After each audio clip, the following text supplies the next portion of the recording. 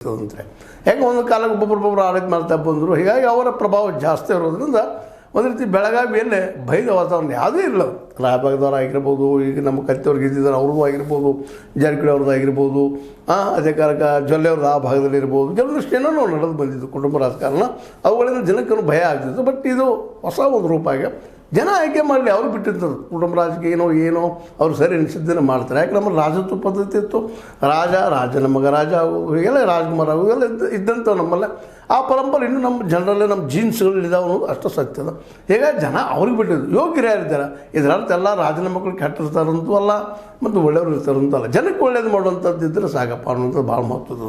ಈ ನೆಲೆಯಲ್ಲಿ ಇನ್ನು ಮುಂದಿನ ದಿನ ಇನ್ನು DCC ಬ್ಯಾಂಕಿಂದು ಭಾಳ ಮಹತ್ವ ಪಡೀತದೆ. ದಿನದಿಂದ ದಿನಕ್ಕೆ ರೋಚಕತೆಯನ್ನು ಪಡಿತಾ ಹೋಗ್ತಾರೆ ಅನ್ನೋದು ಹೇಳೋ ಮಾತಿಲ್ಲ. ಇವಾಗ ಸಾಕಷ್ಟು ನಾವು ಬರಿತಾ ಇದ್ದೀವಿ, ಅವ್ರು ಗೆದ್ದರು, ಭಯಂಕರವಾಗಿ ಗೆದ್ದರು, ಭಾಳ ಸೋತರು, ಅದರಲ್ಲೇ ಬಿದ್ದರು, ಇಂಥವೆಲ್ಲ ಮಾತಾಡೋಗಿದ್ದರು. ಈಗ ಪ್ರಜಾಪ್ರಭುತ್ವ ಗೆದ್ದದಿಲ್ಲ, ಇಷ್ಟು ಮಾತ್ರ ಹೇಳ್ಬೋದು. ಯಾಕಂದರೆ ಪ್ರಜೆ ಮುಖ್ಯ ಅದರ ಇಲ್ಲೇ ಹುಕ್ಕೇರಿ ಜನ ಗೆದ್ದಿದ್ದಾರೆ. ಅದ್ರ ಜೊತೆಗೆ ಇನ್ನು ಮುಂದಿನ ದಿನದಲ್ಲೇ ಈ ನಮ್ಮ ರೈತರು ಇವರು ಗೆಲ್ಲುವಂಥ ವಾತಾವರಣ ಮಾಡಬೇಕಾಗಿದೆ. ಅದು ಆಗ್ತದಂಥ ಭರವಸೆನೂ ಇವತ್ತು ಮೂಡಲಿಕ್ಕೆ ರೀ.